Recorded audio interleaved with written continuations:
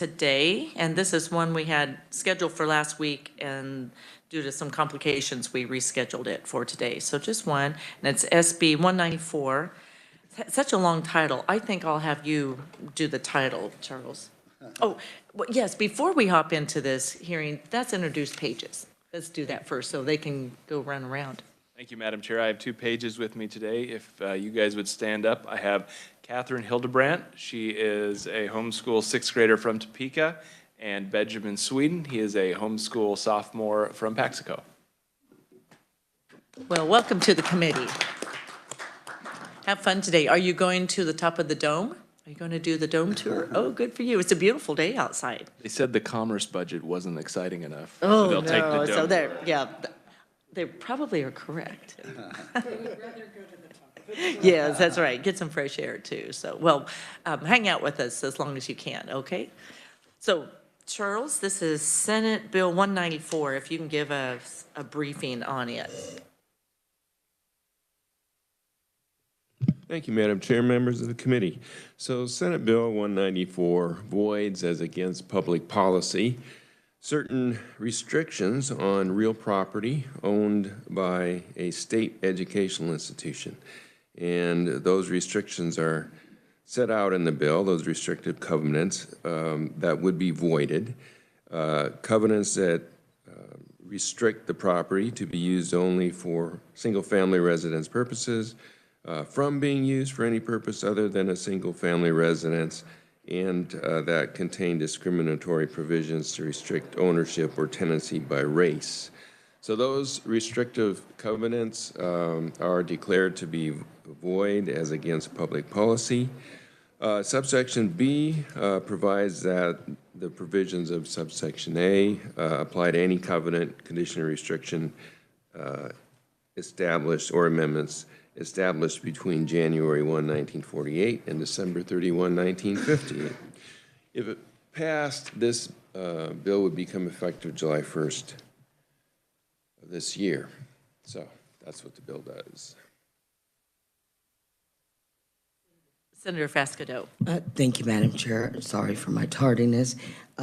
Although, just a quick question, Chuck. So the piece in there, that covenant piece of the race issue, explain that part to me. So generally speaking, you know, covenants that attempt to restrict conveyances based on race are discriminatory. You know, there's a restriction in our law against you know, real estate transactions that are discriminatory by race, and that is a basis for declaring a covenant void as against public policy. And in this case, there's also an issue about this restriction to single-family residences. So does that answer your question? So Madam Chair, thank you, Chuck. So then that's what Senate Bill 194 is doing, removing that or allowing for that exemption for? It would declare those restrictions void as against public policy. So any state educational institution, and that's defined, by the way, by reference to 76711, and that includes University of Kansas, Kansas State, Wichita State, Emporia State, Pittsburgh State, and Fort Hays State. Any educational institution that would own real estate with those restrictions would no longer be applicable. They would be voided, and the educational institution could do, you know, would no longer be prohibited from using their real estate in compliance with those restrictions. Thank you, Madam Chair. Chuck, so this legislation, would it be forever going forward, or is there a sunset with this, or? No, there's no sunset. It would be, right, any additional amendments, covenants, or conditions related thereto. I mean, it would be effective on a going forward basis. Well, thank you, Charles. We may have a few more questions for you afterwards, so we'll talk with you more about this. The first person on our agenda, proponent, is Tom Cox, Vice President, Connected Nations, Inc. Good morning, Tom. Thank you, Madam Chair, Ranking Member Falscadeau, and members of the committee.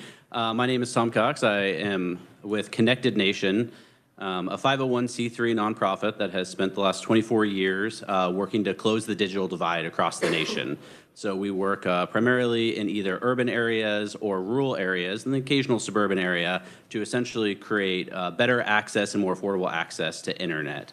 I am a former member of the Kansas House, and I would ask that you please don't hold that against me. I hold the Senate in high esteem. Fortunately, I see a few other former House members here, so that works well. We entered into a partnership with Wichita State University about 2.5 years ago to build the state's first internet exchange point. And we were fortunate enough to receive a $5 million grant from the Department of Commerce that is tied into an $80 million federal grant that the state has from NTIA. What an internet exchange point is where the internet physically interconnects with itself. So if you are on, let's say, Cox Communication, and you're trying to send an email to someone on Google Fiber, those two internet providers have to physically talk to somewhere and exchange traffic. If you're accessing Netflix or Google or Amazon, your internet service provider has to physically talk to them somewhere. That all happens in an internet exchange point. Since the state of Kansas currently does not have one, that means all the traffic that you have has to go out of state, primarily to Kansas City, Missouri, and then come back. So for members in, let's say, Wichita, for example, if you're sending an email to the person sitting next to you, your email actually travels all the way to Kansas City, interconnects, and then sends back. So can you imagine if your mail sorting center was in Kansas City, Missouri, every time you send a piece of mail to your neighbor, it has to travel 400 plus miles, add days to the transit. Well, the internet works the exact same. This affects the rural communities surrounding those areas even more. So members in especially western Kansas, their smaller service providers typically have to buy internet connection, interconnectivity to get to these facilities, which drives their cost of internet up an extreme amount. So if you ever look at rural areas, like, why is our internet for the same speed more affordable and slower? Well, this is exactly why. And that's why the state prioritized building a facility in the center of the state, in the highest population center of the state, to service not just the Wichita area, but this actually services the entire state and has huge economic benefits for it. I often compare it to imagine that if the internet exchange points are airports. Right now in Kansas, you'd have to drive to Kansas City or Denver to get on a flight anywhere. So what we're doing is bringing an airport directly to the center of Kansas for the internet. We partnered with Wichita State University. They were fortunate enough to see what we're trying to do, as that we are a nonprofit trying to build this in the community, and they were generous enough to donate a 40-year ground lease to us, and in exchange, we donate free usage of the facility back to the university. These are economic generating engines. Wichita State could attest, if you reach out to them, that they have already had multiple companies reach out to them, specifically citing wanting to bring operations and bring jobs to the area, saying, we see that you have an internet exchange point. That is a requirement for us to do operations. We would like to come to your area. And it's not just Wichita, it expands out to a greater region. Actually, within a 60-mile radius of this facility, there's no difference in internet latency. And then obviously, it's incremental, but right now, if you're in, the Dodge area, you're going to Kansas City to access internet right now. Now you'd go to Wichita. So that is a huge reduction. What we ran into is, in this grant, we picked out a parcel of land 2.5 years ago with the university.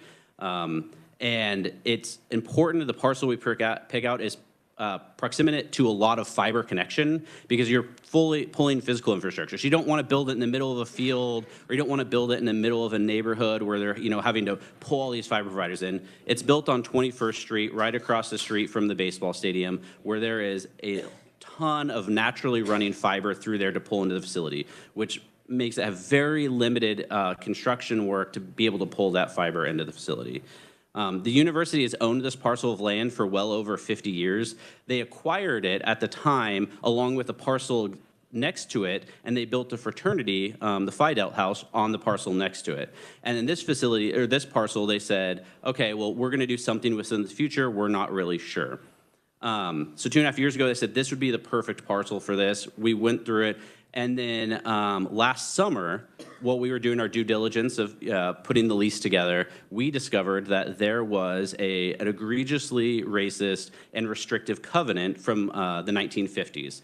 That the university did not know when they purchased this parcel, that this parcel, not the one the fraternity was on, because they purchased them at the same time, was attached into that covenant. The university would have opposed that, I have no doubt at the time. As again, they were unaware that that covenant ever existed.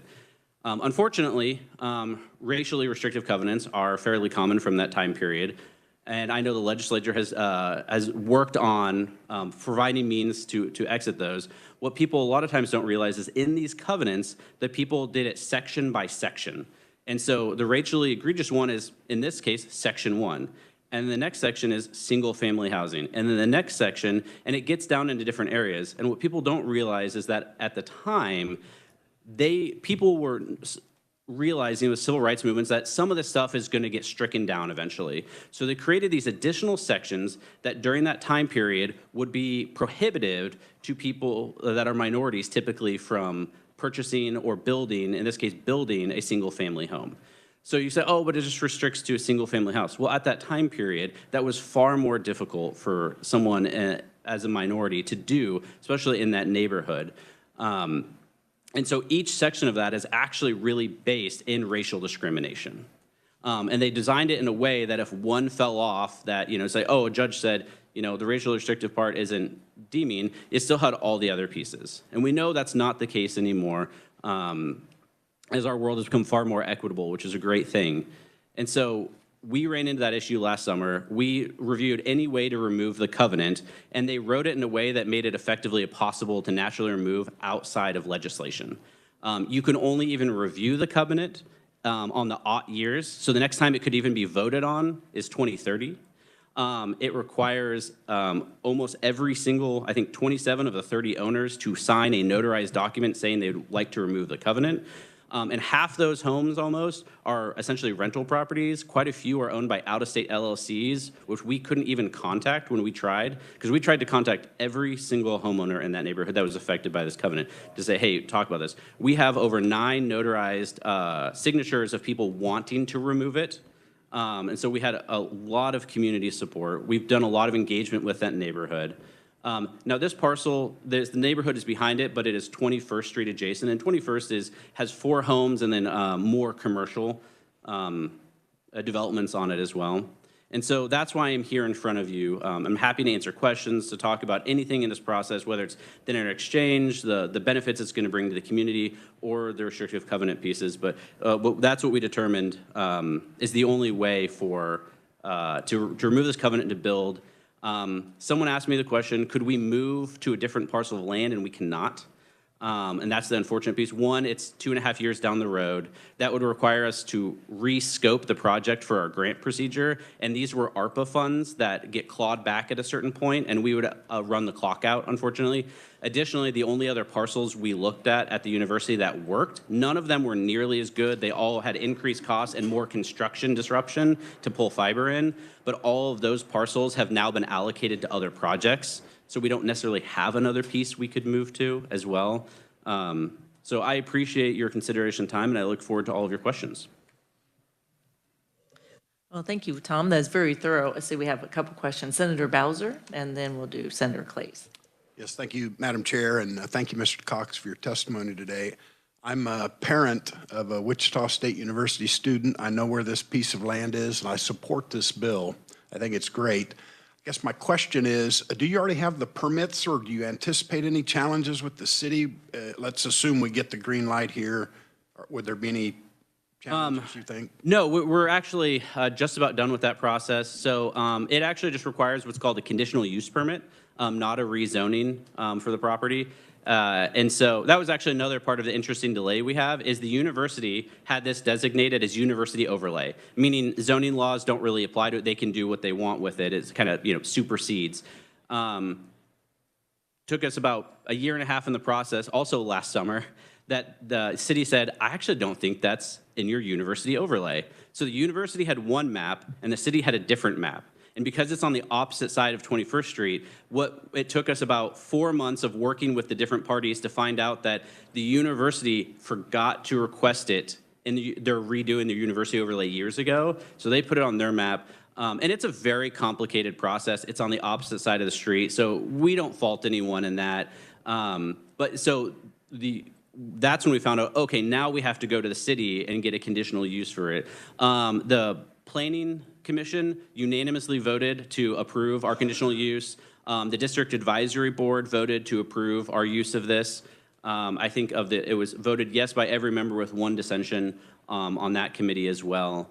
And so we just now have to go to the city council, and I've talked to city council members, and I've so far received nothing but unanimous support. But that will be next Tuesday that will be their formal vote on it. Senator Clays. Thank you, Madam Chair, and thank you, Tom, for coming today. And it sounds like a great project that I can totally get on board with. It has all the aspects of a great project. The one miscue you made was sending out a picture of what that building was going to look like, and I tell you, that was the one moment that I kind of felt like, this is a problem. I'm wondering if first of all, you can promise me that it won't look like that moonscape picture that you sent out earlier. No. And two, I actually would like you to maybe work with the with the surrounding neighborhood and make sure that aesthetically this thing is not going to look terrible. And by terrible, I don't mean that it looks new, because that picture you sent looked new, but this modern nonsense, with just like, I don't know, it needs more green space. It needs to look like a decent building, because it's going to be there. And in all seriousness, this is the type of building, kind of like our Capitol, that I suspect is going to be there for a very, very long time. This is not, some tin shack you put up and then in 5 or 10 years, we tear it down and put a McDonald's there. I mean, this is going to be something that's going to be a permanent structure. And it just, I feel strongly about this, but I won't stand in the way, but I hope you could just promise me it's going to look nice. Yes, and Senator, I appreciate that. And aesthetics are very important to us as well. I shouldn't have included the ones, that was just from the manufacturer. That one is in there is it is actually an internet exchange / data center. That is built in a very hidden area in Pittsburgh, Pennsylvania. So they don't care about aesthetics. We have the ability to make these more aesthetically pleasing, and it will be. So one of the aspects is we've partnered with the university, and we're working with them for how to design the aesthetics of it. I mean, it have to be a steel building. And I'll say these are critical infrastructures. So it is Hurricane 5 or EF5 wind rated. So it should be able to survive a direct hit from an EF5 tornado. And continue operationally. Additionally to that, it's ballistic rating, so you can't shoot into the facility. So it has to be reinforced steel. So that's one of our limitations, and it's modular. So this is designed, part of the reason this hasn't been built is because the companies that build these are typically private equity companies that want to go build $50, $60, $100 million facilities with giant data centers attached. That's not coming to these areas. And so we designed a modular design where you build a smaller facility that's right sized for the immediate need, and then we can actually take out one wall and add a new unit and put 20 more racks in there for interconnection. And so you can continue to expand over time, which makes it much more cost effective. And we're the first company or organization in the United States to actually present this model. And now there are copycats coming out saying, oh, we should do this too. But these are we're going into communities where the profitability is much lower than what private equity is looking at. Again, which is why even communities the size of Wichita, which should absolutely have a facility. I mean, communities the size of Hayes and Fort Scott or Pittsburgh should have these facilities as well. If you have a major university, you should have a facility like this. Salina absolutely can justify. Manhattan. Lawrence could, but it's close enough to Kansas City that it's in its radius, so it's kind of not needed. But then additionally, we will landscape this professionally. So I can't remember what we'll use, but we'll have trees surrounding it that essentially kind of conceal most of it. And we care about the environment, so whatever we're doing is going to be natural. So we're not, going to be having water-intensive landscaping that, you have a drought and you have issues, and I know Wichita does have drought issues, so we want to be conscious of water production. So it will have a very nice fence around it. We're not putting up chain link. I mean, it's going to be very nice, very professional. And then we'll have trees around it. We've talked about doing similar what the Innovation Campus does, is they use, if anyone's been to the NetApp building down there, they do like prairie grass as kind of the decorative around there, naturally growing, grows tall. So we're talking about utilizing that as well. So something that fits into the campus aesthetics, but also is, something that is very presentable to the community. So this is the first one we're building, and it's the first exchange ever built on a university campus. We're reinventing the wheel in a positive way here. It's right now the wheel is kind of a square, and we're saying it should be a circle. And so we plan to replicate this around the nation, but we have international attention. There are articles internationally being written about this facility in Wichita, Kansas, saying this is a new model that people need to be looking at. You need to be partnering with universities. You need to be focusing on smaller communities. What everyone says for the last 30 years, you can't do this. We're saying we're proving that we can. So it matters to us that this is a very presentable facility, because there will be people coming nationally to look at this facility. We have, honestly, most of the major hyperscalers, and we talk about hyperscalers, the high data users, Netflix, Google, Meta, Amazon, even companies like Oracle, they have been reaching out saying, hey, we want to come check your facility out. This is a really cool concept. We want to get behind this, because they all have connectivity issues. So they're going, we need to be in every one of facilities you build to solve our own internal issues. So we are going to be bringing people internationally to this facility to look at it. And like I said, there are companies that have already reached out to Wichita State saying, we would like to join your innovation campus because of this facility. So they want to tour it.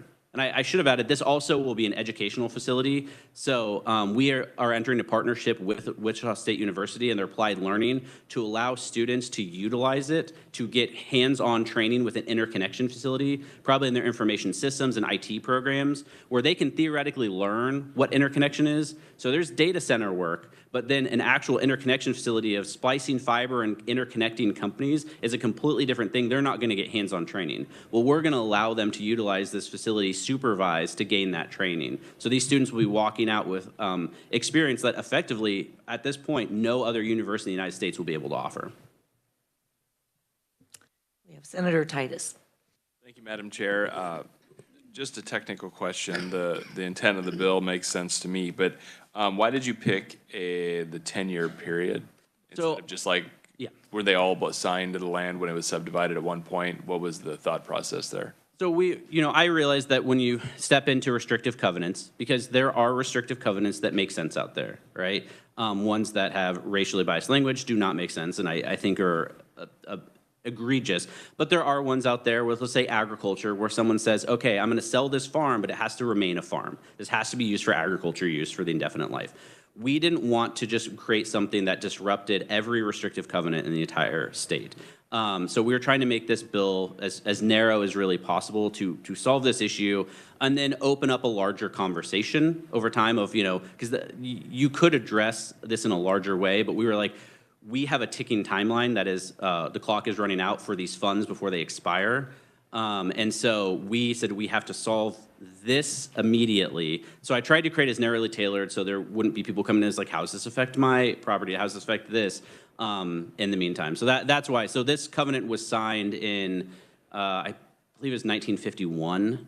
And then I put a 10-year range on it because though we didn't see any amendments to it, there could be amendments in those first few years that I just wanted to get. So I said only in 1951. It's like if there was an amendment that signed 1952 or one homeowner didn't sign until 1952, I didn't want to get into kind of a legal battle with that. So we talked, and our council was like, do a 10-year range. That makes the most sense, and kind of keep it to the regent universities. Very good. Would you mind sending to the committee? I'd just like to see the original covenant language. Yeah, absolutely. To see what it looks like to read it. So thank you. Yeah. Yes, that would be very interesting. I'll come back here just Senator Frascotto. On these covenants, is it listed anywhere on a deed, like a lien on a title? It seems to me this could have been caught in advance and say, we have a problem. But is there any trigger that shows to purchasers that one of these covenants exist? It is. It's attached to the title. And so what it was, how we discovered it, because the university acquired this title well over 50 years ago, before, the advent of online. So, no one exists at the university it was even there when this was acquired. But there was no documentation that existed. What we found was when we did the title search, there was about like 10 different links that are, URLs that have 40 different characters in them, and we were just clicking on every one, reading, and we found an uploaded document that's typed on a literal typewriter with handwriting throughout all of it, that's mostly faded, and we're reading, like we're literally like zooming in to be able to read this, and we're like, this is a restrictive covenant, and it's the neighborhood behind it, but the developer owned the 2 parcels the university bought, and so we found that when they purchased for the fraternity, they used half the parcel here and half the parcel here, and they divided them, and this got pulled into the neighborhood, and the one the fraternity's built on did not. Even though it is also technically the same developer and part of that neighborhood, or part of that in that block, but that one got removed from the covenant at the time, and this one did not, and they just did not realize it. But that's how we discovered it, and the university was like, there's no restricted covenant. And we said, here's the documentation. They were like, oh no. Like we have no record of any of that. So we spent months kind of tracking through that process to understand it and to see, because at first the university said, oh, we must have gotten rid of this years ago. And we're like, there's no documentation that you got rid of it years ago either. That's fascinating. Senator Fascadeau. Thank you, Madam Chair. So I represent Wichita State University. I don't live too far from there. Also, the city councilman, Brandon Johnson, he lives right next door to me. And so we chatted a little bit regarding this issue. And so he said that you came before his district advisory board, and he did share the one person who objected. Well, anyway, a few people have reached out, and their main question is it going to be loud noise? Because that is a really nice area of the city of Wichita. Those homes are large and beautiful, and so is it going to be noisy? Absolutely. That is a great question. So I should have addressed that as well, Senator, because 2 questions we get is, are there admissions from this, and are the noise? And the answer is no and no. So to noise, it's a quiet facility. So this isn't a data center that is a high power consumption. A data center this size is a megawatt facility. This is a 350 kilowatt facility, which is effectively a similar power profile to your home. So we say there are chillers in it because you have to keep it cool, but you're not doing storage and compute. These are interconnection. These are low power profile. These are like running just a couple laptops in there. So the AC units the noise profile is the same profile as an AC unit on a residential home in that neighborhood. So it's very quiet. The only exception to that is the generators, which only kick on if power goes down. And now they are not very loud either. But so in that case, if the power goes out, you want the generators to kick on because that's how you maintain internet connection throughout the region. Specifically, so if the power goes down, let's say for the hospitals, they have backup power, but that doesn't mean their internet still works because the internet is down. We need to have the backup generators to kick on so the internet keeps getting powered so it can facilitate critical infrastructure as well. We do have to test those for a few minutes every few months, but we actually looked up the 21st Street traffic profile. The noise is higher on that street than our generators, and what we actually have done is we're mapping peak traffic hours to when we'll test the generators. So we'll kick them on when during peak traffic on 21st Street, so they shouldn't be able to be heard at all during that time frame. So we would not build near a residential area if there was a noise issue. And the second thing is people say, will there be emissions? No, there's no signals being generated from this. There's not a tower on it, so there's no 5G or anything emissions like that. Additionally, from CO2, the same power profile, again, as just an average home. So it would be the same emissions coming from a home. There's nothing like emitting from it. It's just, consuming, what your AC unit in your house produces would be the same as this as well. Follow up. Thank you, Madam Chair. So, and of course, it's going to benefit Wichita State, and you said the entire state with better internet connection. So, however, so I just want you to say it so that my constituents can hear it. How will it benefit the residents? Yes, absolutely. So this has a huge benefit for residents. We talked about latency. So there's bandwidth and latency. Bandwidth is how much internet you have, like a gigabit. They'll say, oh, you have gigabit. But latency is the speed at which, the distance that data has to travel. So you can have gigabit internet, and your latency is so long, like, I don't know any of you who have high-speed internet, but you still get the buffering. Your Zoom is going in and out. That's a latency issue. It's because your data is traveling so far. So by bringing this facility here, we resolve that issue, especially it being in your district. What it ensures is specifically your district is your residents will have the lowest latency, highest speed internet possible. It is not, you don't have the ability to get faster. Additionally, one of the aspects that really matters to us about these facilities is equitable access to internet. It is an unfortunate reality as our organization works we don't build internet connections, but we help facilitate states in dispersing their funds to make sure internet is built effectively and affordably and going to the right areas. One of the things we have seen time and time again is that rural areas, high cost, and low income areas do not get the same build-outs that high density, higher income areas get. So a service provider will skip over a low income neighborhood because their adoption rate of internet will be lower, or they won't choose the more premium packages. What this does is this does allow a level of competition. So a new service provider could come in and say, okay, you don't want to serve that neighborhood? Well, we will come in and cost effectively build that neighborhood. Right now, they won't necessarily, because they're going to have to pay for transit to Kansas City. That makes their costs higher, and so it's not really economical for us to come in and do that. Now, what we see in almost all these situations when this happens is what happens is the current providers say, okay, it's time for us to step up our game.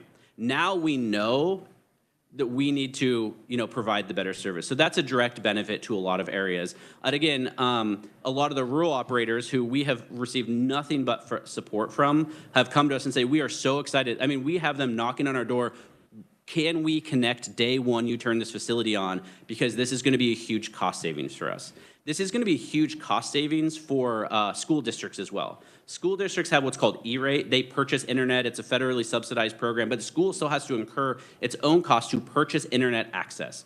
And I can pull up a map that shows different costs, but there are school districts not far outside of Wichita paying upwards, the highest one in the state, actually, which I'd have to look, but Senator Reckman actually might be in your district, or it's at least close, is paying a little over $11 per megabit to purchase internet for their school. The going rate for purchasing wholesale internet should be between 10 cents and 30 cents. There are school districts just outside this region that are paying $4, $5, $6. So by building this facility, actually Wichita's school district will be able to pull their own fiber directly in the facility and cut out, and they just be able to buy their own wholesale internet. But other service providers who, I see many members here that are west of the district will be able to buy much cheaper transport to get into this facility and lowering their costs pretty significantly, both the ISPs, but also the school district. So that's actually a huge cost benefit as well. Senator Reckman and then Senator Petty. Thank you very much, Madam Chair, and thank you very much, Tom Cox. You were trained very well in the House. I was fortunate to have a great speaker that helped guide me there, who I was told was raised very well and what led him to be such a good servant public leader. It's getting awful deep in here. I just want to say that I didn't know much about the bill or even what you was talking about, and I'm an old government teacher, and it's very enlightening, and I love your passion. And I also want to compliment our whole committee here. The questions they asked, they drew a lot out that I had no idea even what to ask. So I just want to say good job, and it looks like a good bill, and thank you. Thanks, Senator. I appreciate that. Senator Petty. I'm going to have to ditto what Senator Reichman just said, because I was thinking the same thing. I'm getting a internet connection training session here. Always enlightening what you learn in committees, especially local government. But I did want to ask, because you talked about, I mean, it came up about the design and how it was going to look, and aesthetically, you know, how it was going to fit into the neighborhood. Is there still any approval process that the city has over the design or the look of the building? Yeah, so we submit a design, and we specifically submit, like, the landscaping is one of the requirements. And in the conditional use, the nice thing about the conditional use permit is that we're not rezoning the property. The conditional use is for this facility. So that means, you know, someone asked me the question, goes, well, could you end up building a Starbucks there? No, we can't. We can only ever legally utilize it for this facility. Even the other parts of the property. And in order to change that, the city council would have to approve a change to the conditional use. Now, we would never do that anyway, because we'll use this entire property over time. So part of that conditional use is they set terms on there, and one of the terms was the landscaping, that we have to professionally landscape it, that we have to keep the landscaping up, and we've said that we will, you know, put in landscaping that obscures it to the best ability, especially from, you know, the neighborhood which is behind it. So we'll have, you know, that obscured. The question is on the 21st Street side, which is commercial facing. The university has told us they actually want that to be visible, because they want to use as highlight of look at what we have. And we're in talks with the university about how we're going to aesthetically kind of design the facility. You know, the university said, well, we may kind of want to do a wrap with it, or make it a student project where it's either a WSU wrapped, or, like, you know, the WSU logo. Like, and the original ones I sent you had Connected Nation. That's just our mock-up.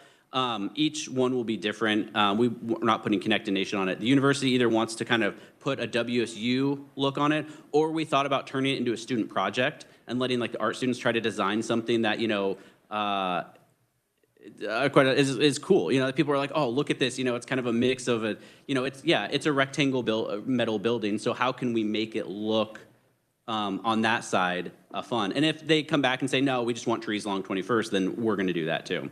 Thank you. Senator Fasquedo. Thank you, Madam Chair. So X Stadium, the baseball stadium is there, 21st Street. So what is the distance between those homes right there and the? In the facility? Yes. I don't have the exact distance. It sits towards the, so we have to meet all the natural setback requirements by the city. And one of the requests we received from the neighborhood was, could you set it back a little further on the property? And we said, yes, absolutely. So we're exceeding the statute, or the ordinance setbacks, and we're setting it back even further off of Fountain Street, because the entrance is Fountain. And that was because the city said, we don't want an entrance on 21st Street. It's a busy thoroughfare. We want it on Fountain. So we're doing an additional setback, so from Fountain Street as well, over to accommodate that, which we said very reasonable. We're happy to do that. We had done about a 55-foot setback, and which is a little over necessary, and we're going to move that to like a 65 or 70-foot setback. So again, it's just sitting further back from that, away from that neighborhood. Because it's a little bit closer to fraternity, and the fraternity is like, yeah, we just like internet. You guys are good. They're like, the fraternity has significantly more noise than our facility does, so they didn't have any issue with it.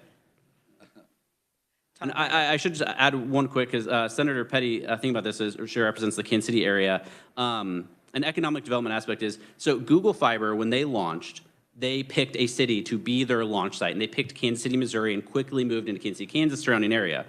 One of the reasons they chose Kansas City and why Kansas City won out is because they had a very robust, one of the best internet exchange points downtown, where they built out from. And so they said, we can do this incredibly cost effectively. And so that's actually, so they started in that building and built out from there. It spread out from there. But so that's the kind of, as people say, give me a concrete example. That is a concrete example of a major company chose Kansas City, Missouri as the starting location because of their internet exchange point. They said that is one of your biggest selling factors. Even most large cities don't have the level of what Kansas City had. And our partner in this program and developing this is the person who owned and built that facility before he later sold. He built the largest one in the United States in New York City. He built the second largest one in the United States, also New York City. He built Atlanta, Kansas City. He actually owned about half of these before he retired at the age of 45. And so he retired, and we said, hey, we need help. We need to solve this problem. He said, oh my gosh, I love this.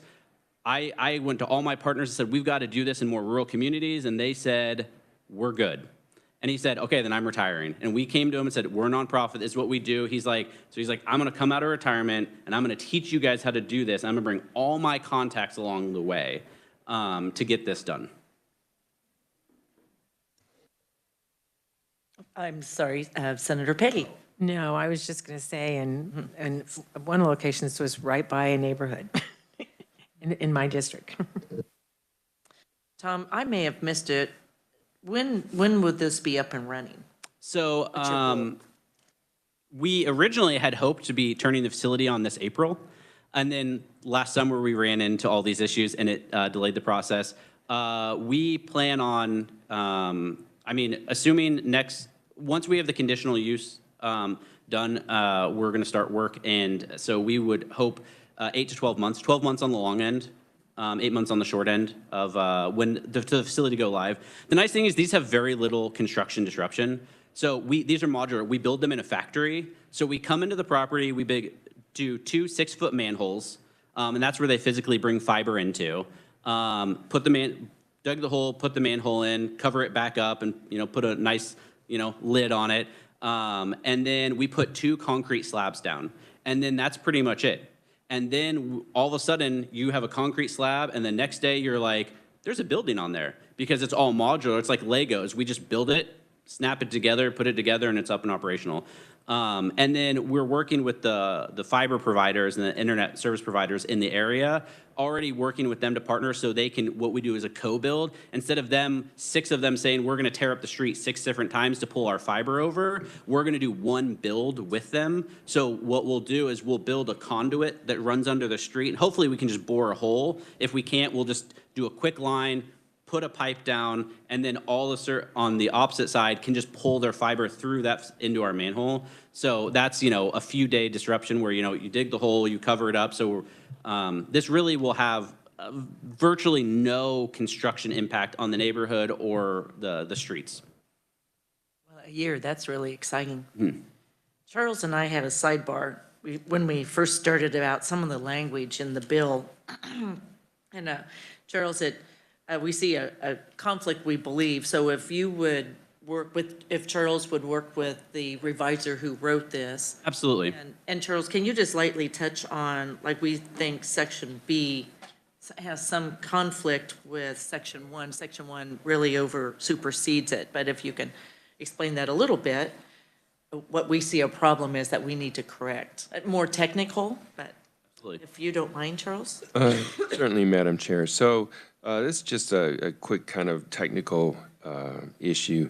If the committee would look at the language of subsection A, it references any provision of a covenant, and so it's broad in its language, any provision owned by a state educational institution. So subsection A is written would include subsection B, which states that, the provisions of this section apply to any covenant between January 1, 1948 and December 31, 1958. So as I understand the testimony from the conferees, the intent is that subsection B is a limitation on subsection A. And right now, the limitation would be by inference, because there's no language. For example, the provisions of this section shall only apply, right? There isn't an only there. Or if you look at subsection A, any provision of a covenant, condition, or restriction as defined by subsection B that restricts any real property. So just for clarification purposes, if it is the intent of the committee that subsection B be a limitation on subsection A, as I understand the intent of the conferees, and it would just be useful to either just amend subsection B or amend subsection A, just to make that clear, instead of just having it be a restriction by inference. So Tom, would you work with the revisor who originally wrote this, and Charles, and we'll pull Absolutely. together an amendment? Because I think I would like to work this bill first of the week to get it moving over to the House so you can start your project. So Absolutely. if we clarify that, and Yeah. that will be good, so. That's no, I was very appreciative of the reviser worked with me. It started, a House member was like, offered to let their chair, the reviser, work on it because they had worked on a restrictive covenant issue in the last year. So they had, we didn't know where this would go, but they already had some subject matter expertise. But as I know, the revisor's office has been slain by a very active legislature, and so I appreciated their time, but we're absolutely open to amending that. I also made the mistake of letting our attorney look at it, and I was like, you know, an attorney who's not a reviser, not part of this legislature, is like, well, if you get out all these sections, I was like, I'll clean it up in committee. And that's what we could do. Did you have a question? Yes, Madam Chair. So do you need this legislation passed before Tuesday, before you go before the Wichita City Council? We do not need it passed before Tuesday because they're technically separate issues. And yeah, so they're two separate issues. That's just the conditional use, and this is dealing with the restrictive covenant piece. And the university, the city's stake is restrictive covenants are legal private matters. So they're like, whatever you guys want to do, but that's not involved in. So. Well, thank you, Tom.